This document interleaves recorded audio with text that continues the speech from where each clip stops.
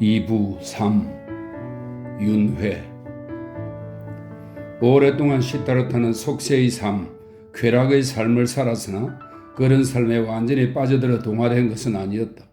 격렬한 사문 시절에 억눌렸던 관능이 다시금 눈을 뜨고 깨어났으며 그는 부유함을 맛보았으며 환락을 맛보았으며 권력을 맛보았다.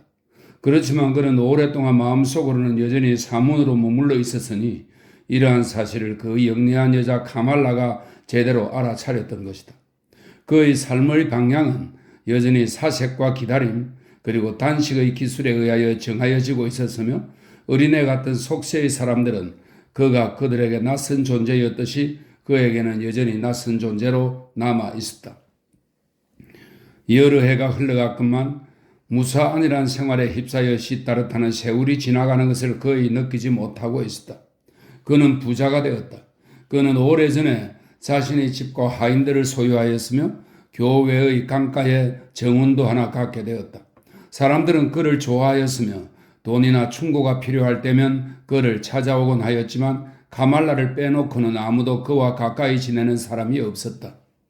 그가 옛날 한창 젊은 시절, 그러니까 고타마의 슬픔을 듣고 난 뒤 고빈다와 작별하고 난 다음의 날들에 몸소 체험하였던 저 높고 밝은 깨달음, 저 긴장으로 가득 찬 기대, 가르침도 스승도 없이 홀로 있던 저 자부심에 찬 고독, 그리고 자기 자신의 마음속에서 신의 음성을 듣겠다던 저 유연한 준비 자세, 그 모든 것이 점차 추억이 되어버렸으며 덧없는 것이 되어버렸다. 한때는 가까이에 있었으며 한때는 좌알좌알 큰 소리를 내며 흘렀던 그 신성한 샘물이 이제는 멀리서 나지막한 소리를 낼 뿐이었다. 하기야 그가 사문들한테서 배웠던 많은 것, 그가 고타마한테서 배웠던 많은 것, 그리고 그가 바라문인 아버지한테서 배웠던 많은 것, 예컨대 절도 있는 생활, 사색의 기쁨, 침잠의 시간들, 그리고 육신도 의식도 아닌 영원한 자아인 자기에 대한 비밀스러운 암 등이 여전히 오랫동안 그의 마음속에 남아있었으면 물론이다. 그것들 가운데 상당 부분이 그의 마음속에 분명히 남아있기는 하였으나 이제는 하나 둘씩 아래로 가라앉아 버릴 상태였으며 먼지로 뒤덮여 버리고만 상태였다. 마치 도공의 선반이 일단 돌기 시작하면 한참 오랫동안 돌다가 서서히 힘이 떨어져 끝내는 딱 멈추고 마는 것처럼 시다르타의 영혼 속에서도 금욕의 바퀴, 사색의 바퀴, 분별의 바퀴가 오랫동안 돌았었고 아직도 여전히 돌고는 있었지만 이제는 천천히 멈출 듯 말 듯 머뭇 돌며 정지 상태에 가까이 와 있었다. 마치 축축한 물기가 죽어가는 나무줄기 속을 뚫고 들어와 서서히 그 속을 채우고 그것을 썩게 만들듯이 시다르타의 영혼 속에도 세속과 나태함이 뚫고 들어왔으며 그것들이 서서히 그의 영혼을 메웠으며 그것을 묵직하게 만들어버렸으며 그것을 지치고 군태롭게 만들어버렸으며 그것을 잠자게 만들어버렸다. 그의 영혼 대신 그의 감각들이 살아나게 되었는데 그 감각들은 많은 것을 배우고 많은 것을 경험하였다. 시다르타는 장사하는 법, 사람들에게 권력을 휘두르는 법, 그리고 여자들과 즐기는 법을 배웠으며 아름다운 옷을 입는 법, 하인들을 부리는 법, 그리고 향기로운 냄새가 나는 물속에서 목욕하는 법을 배웠다. 그는 섬세하고 꼼꼼하게 마련한 요리, 생선과 들짐승과 날짐승의 고기, 양념과 단 음식을 먹는 법을 배웠으며 사람을 게으르게 만들고 만사를 잊게 해주는 술을 마시는 법도 배웠다. 그는 주사위 놀이와 장기 놀이를 하는 법, 무의들을 감상하는 법, 가마를 타는 법, 그리고 부드러운 침대 위에서 잠자는 법을 배웠다. 그렇지만 그는 여전히 자기가 다른 사람들과는 다른 유별난 존재라고 다른 사람들보다 더 뛰어난 존재라고 느꼈으며 언제나 그들을 약간 조롱하는 마음으로 약간 비웃는 듯한 경멸감을 가지고 그러니까 사문이 속세 사람들에 대하여 변함없이 느끼는 바로 그런 경멸감을 가지고 바라보았다. 카마스와미가 속상해할 때마다 화를 낼 때마다 모욕감을 느낄 때마다 장사 걱정으로 애타게 괴로워할 때마다 시다르타는 카마스와미의 그런 모습을 항상 비웃음을 담은 눈길로 바라보았다. 그러나 서서히 그리고 눈에 띄지는 않을 정도이기는 하지만 수학기와 우기가 몇 차례 지나가는 동안 그의 비웃음은 점차 지친 기색을 드러냈으며 그의 우울감은 점차 잠잠해져 갔다. 점차 부유해지는 동안 시다르타 스스로가 서서히 어린애 같은 인간 부류가 지니는 면모, 즉 구김살 없는 천진난만함과 왠지 불안해하는 소심함을 어느 정도 지니게 되었다. 그리고 그는 그런 부류의 사람들을 부러워하였는데 자신이 그런 부류의 사람들과 닮아갈수록 그만큼 더 그들을 부러워하였다. 그것은 자기 자신에게는 없는데 그들은 가지고 있는 한 가지, 즉 그들은 자신들의 삶의 중요성을 부여할 줄 안다는 사실 때문이었다. 그들은 기쁨도 불안함도 열렬하게 드러낼 줄 알았으며 영원한 열애의 불안하지만 달콤한 행복을 맛볼 줄 알았다. 이런 부류의 사람들은 줄곧 자기 자신에게, 아내에게, 자식들에게 명예나 돈에 여러 계획이나 갖가지 희망에 홀딱 반해 있었다. 하지만 그는 바로 이런 점은 그러니까 어린애 같은 즐거움이나 어린애 같은 어리석음은 그들한테서 배우지 않았다. 그가 그들한테서 배운 것은 자기 자신이 경멸에 맞지 않았던 바로 그것, 즉 불쾌한 태도였다. 그는 전날 저녁에 사교 모임이 있었을 경우 다음날 아침 멍한 기분으로 피로감을 느끼면서 오랫동안 드러누워 있는 일이 점점 더 잦아졌다. 가마스와미가 온갖 근심을 늘어놓아 지겹게 할 때면 그는 참지 못하고 성급하게 화를 내기도 하였다. 주사의 놀이에서 질 때면 지나치게 큰 소리로 웃는 일까지 생겼다. 그의 얼굴은 아직까지는 여전히 다른 사람들보다 더 영리하고 지적으로 보였다. 그러나 그의 얼굴은 웃음을 띠는 일이 거의 없었으며 부유한 사람들의 얼굴에서 자주 볼 수 있는 그런 표정들, 그러니까 불만스러운 표정, 기분 나빠하는 표정, 우울한 표정, 나태한 표정, 몰인정한 표정을 하나 둘씩 짓기 시작하였다. 서서히 그는 부자들이 잘 걸리는 영혼의 병에 걸렸다. 지치고 지겨운 기색이 마치 너울처럼 마치 엷은 안개처럼 시다르타를 들이우고 있었으며 그 기색은 서서히 날이 갈수록 약간씩 더 짙어지고 달이 갈수록 약간씩 더 칙칙해지고 해가 갈수록 약간씩 더 묵직해졌다.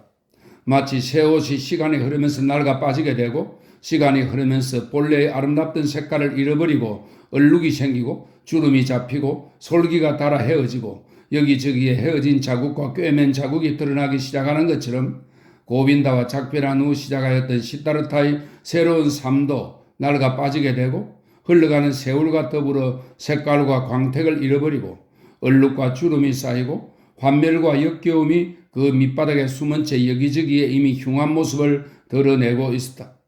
시다르타는 그 사실을 깨닫지 못하고 있었다.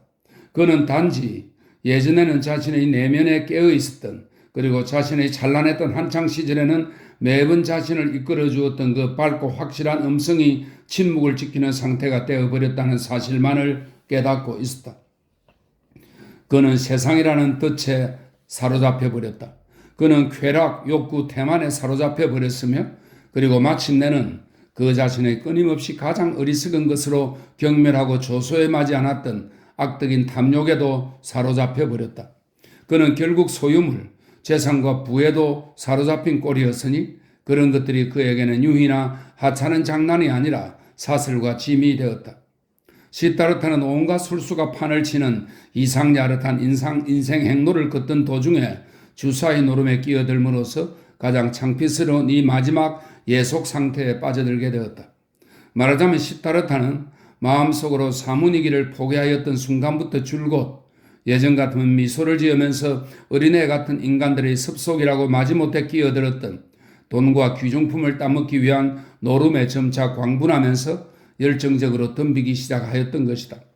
그는 사람들이 겨루기를 꺼리는 두려운 노름꾼이었다. 감히 그와 승부를 겨루려는 자가 얼마 되지 않을 정도로 그가 노름에 건 판도는 파렴치하다 할 만큼 어마어마한 그의 계획이었다. 그는 도저히 어찌할 수 없는 마음의 욕구 때문에 부득이 그런 도박을 하였다. 사람을 비참할 정도로 괴롭히는 돈을 그렇게 도박으로 물쓰듯 탕진해버리는 것이 그에게 노여움의 기쁨을 안겨주었다. 다른 어떤 방식으로도 그는 장사꾼들의 우상인 부에 대한 경멸감을 이보다 더 분명하고 냉소적으로 나타내 보일 수가 없었던 것이다. 그는 자기 자신을 정오하면서 그리고 자기 자신을 비웃으면서 엄청난 판돈을 가차없이 걸고 도박을 하여 수천금을 몽땅 쓸어버리기도 하였고 수천금을 모조리 날려버리기도 하였다. 그는 도박으로 돈을 잃기도 하고 귀중품을 잃기도 하고 시골의 별장을 잃기도 하였으며 그것들을 다시 땄다가 또다시 잃기도 하였다. 그는 불안감, 그러니까 주사위 노름을 하는 동안 그리고 막대한 판돈 때문에 걱정하는 동안 가슴을 죄는 듯한 두려운 불안감, 바로 그 불안감을 사랑하였으며 그는 언제나 그 불안감을 새롭게 살려내려고 하였으며 언제나 그 불안감을 고조시키려고 하였으며 그 불안감이 주는 자극을 점점 더 높이려고 하였다.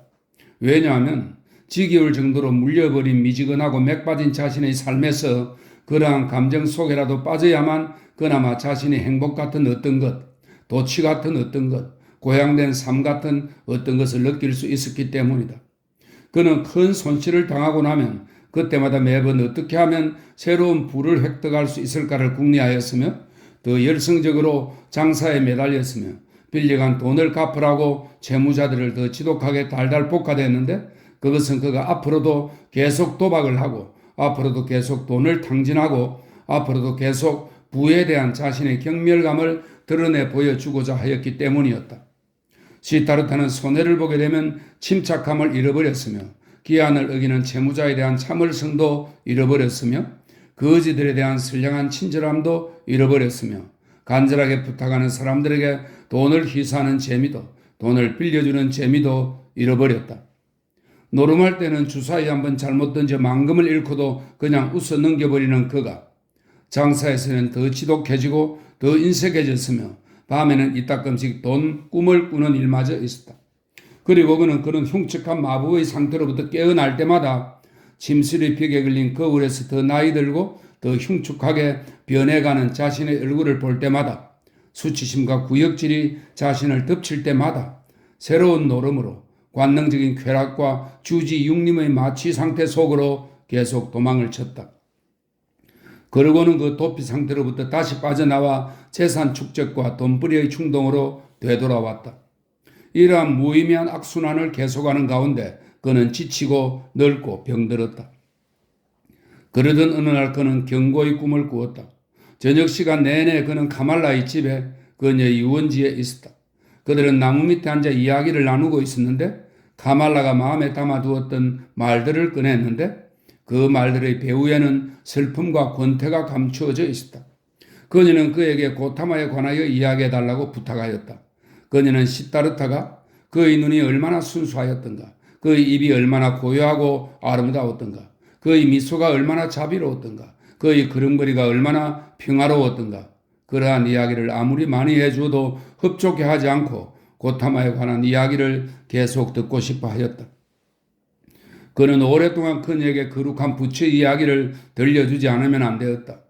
그러자 카말라는 한숨을 지으면서 이렇게 말하였다. 언젠가는 아마도 곧 나도 그 부처님을 따르게 될 거예요.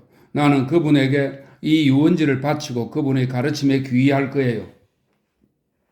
그러나 그렇게 말한 후에도 그녀는 그를 유혹하였으며 그와 사랑의 유의를 즐기는 가운데 마치 이러한 허망하고 덧없는 쾌락으로부터 다시 한번 마지막으로 남아있는 단 한 방울의 달콤한 맛이라도 짜내리고 작정이라도 한 듯이 깨물어 뜯기도 하고 눈물을 흘리기도 하면서 비통할 정도로 간절한 열정으로 그를 자기에게 붙들어 맸다.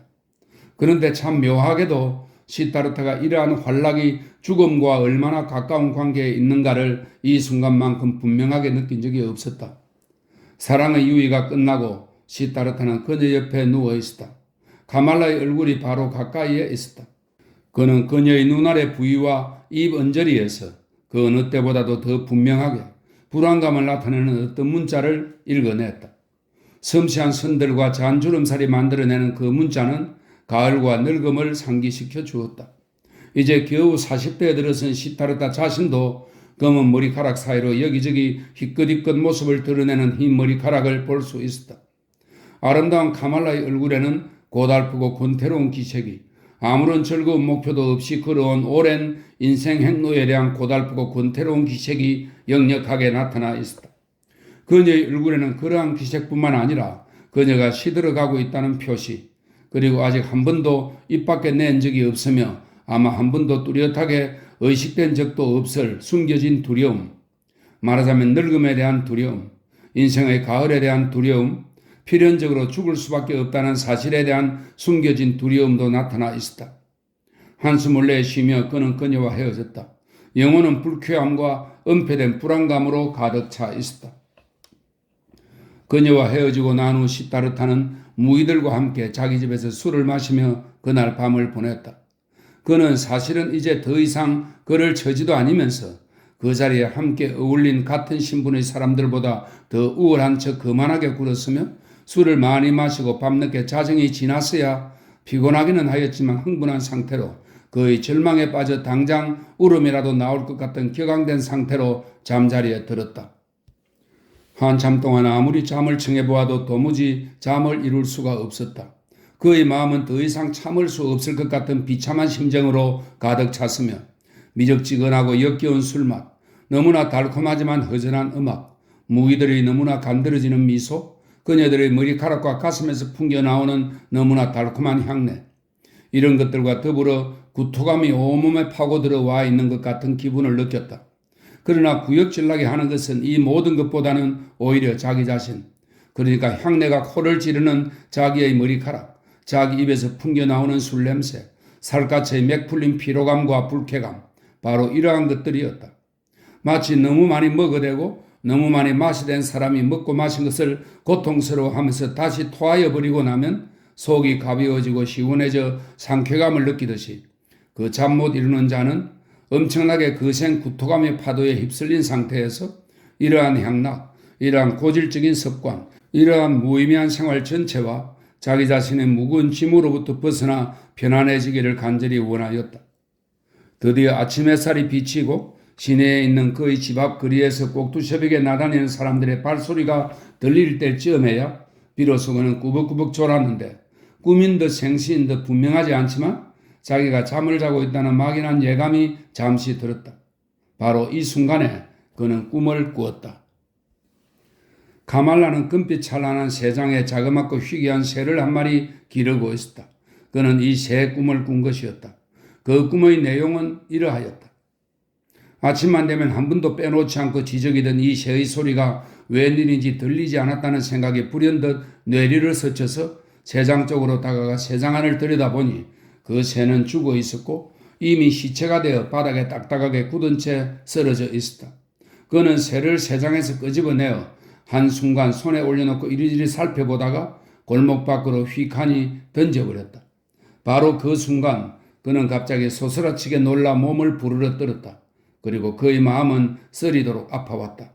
마치 그가 이 새와 함께 자기의 내면에 있는 가치 있는 모든 것과 선을 송두리째 내던져 버린 듯한 느낌을 받았기 때문에 그의 마음은 온통 고통으로 뒤범벅이 되었다. 이 꿈에서 후닥닥 깨어나면서 그는 깊은 비애감에 온통 사로잡혀 있음을 느꼈다. 무가치하게도 무의미하게 자기의 인생을 여태껏 질질 끌고 왔었구나. 이런 생각이 들었다. 그의 손에는 이제 생명 있는 것, 이런저런 소중한 것 또는 보존할 만한 가치가 있는 것이라고는 아무것도 없었다. 그는 마치 난파자가 강가에 서 있는 모습처럼 홀로 외롭고 허전하게 서 있었다.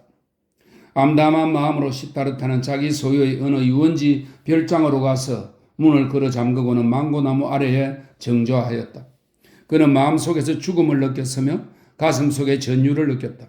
그는 그렇게 앉은 채로 이 같은 느낌이 자신의 내면에서 어떻게 죽어가는가, 자신의 내면에서 어떻게 시들어가는가, 자신의 내면에서 어떻게 끝장이 나는가를 어렴풋이 느꼈다. 점차 그는 생각을 한 군데로 모아 생각에 낼 수 있는 맨 처음 날부터 시작하여 자신이 걸어온 전체 인생 행로를 모조리 다시 한번 마음속으로 더듬어 보았다.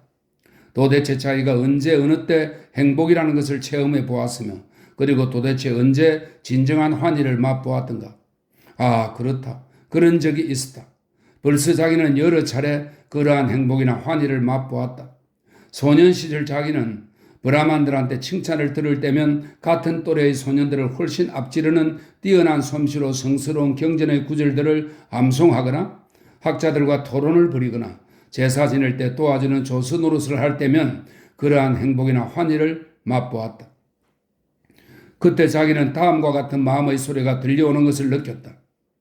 하나의 길이 너희 앞에 놓여 있다. 너는 그 길을 걸어가게끔 소명을 받은 몸으로 온갖 신들이 너를 기다리고 계신다. 그 후 자기는 어느덧 청년이 되었는데 사색의 목표가 점점 더 상승하여 같은 길을 추구하는 무리 가운데서 군계 일학처럼 출중한 인물이 되었으며 바라문의 참뜻을 얻기 위하여 괴로운 싸움을 벌였다. 그리고 매번 도달한 새로운 지식은 자기의 마음속에 오로지 새로운 갈증만을 부채질하였다. 자기는 이런 청년 시절에도 갈증에 목말라고 고통의 한가운데 있으면서 소년 시절에 들었던 것과 똑같은 내면의 소리가 또다시 들려오는 것을 느꼈다.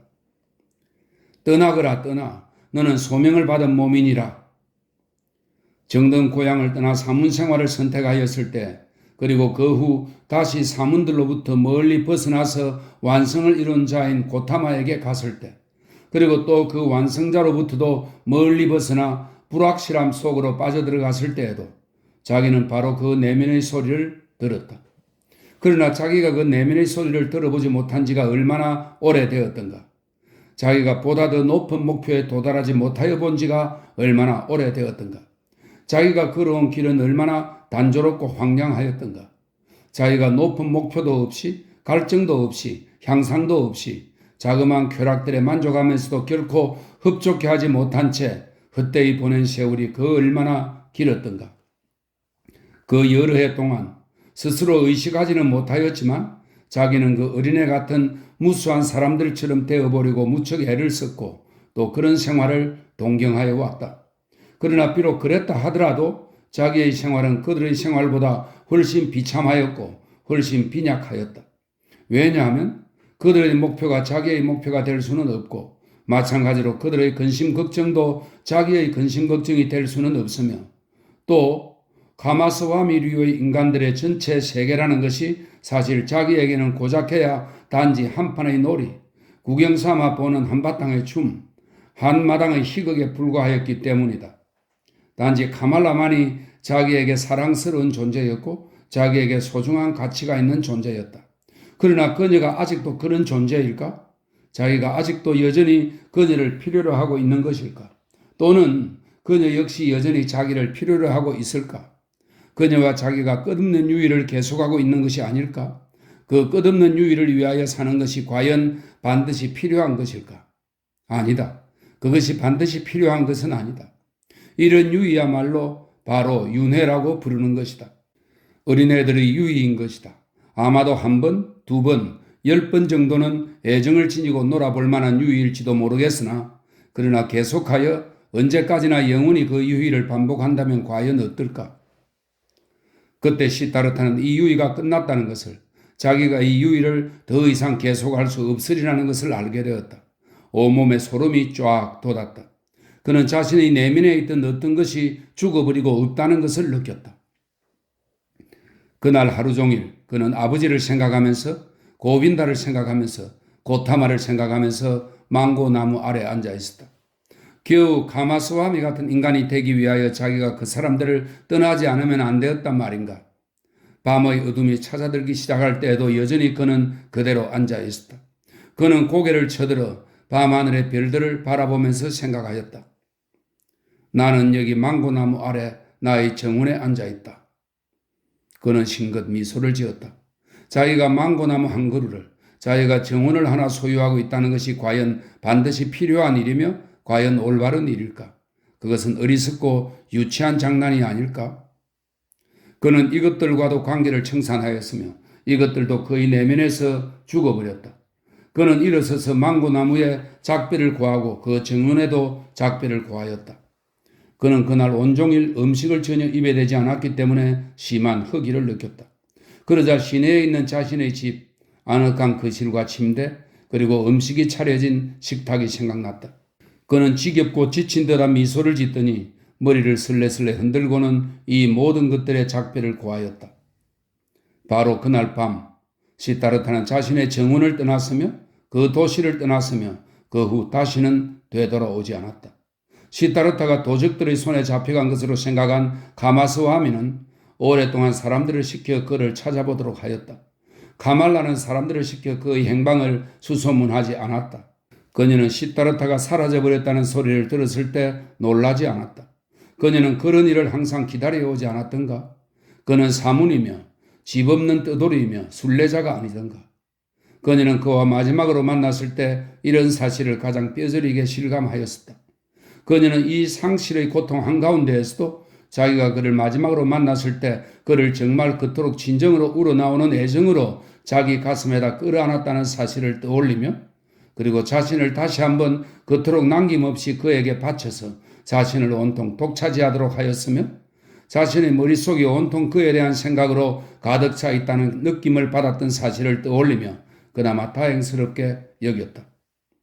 그녀는 시타르타가 사라져버렸다는 소식을 맨 처음 들었을 때 창가로 걸어갔다. 희귀한 새 한 마리를 잡아 가두어 놓은 금빛 찬란한 새장이 거기에 있었다. 그녀는 새장의 문을 열더니 그 새를 끄집어내서는 날려보내 주었다. 그녀는 그 새, 날아가는 그 새가 멀리 사라질 때까지 오랫동안 눈길을 떼지 않고 바라보았다. 그녀는 그날부터 어떤 손님도 더 이상 받지 않고 집 대문도 빗장을 걸어 잠가버렸다. 그로부터 얼마 지나지 않아 그녀는 시타르타와 마지막으로 만났을 때 임신하였다는 사실을 알게 되었다.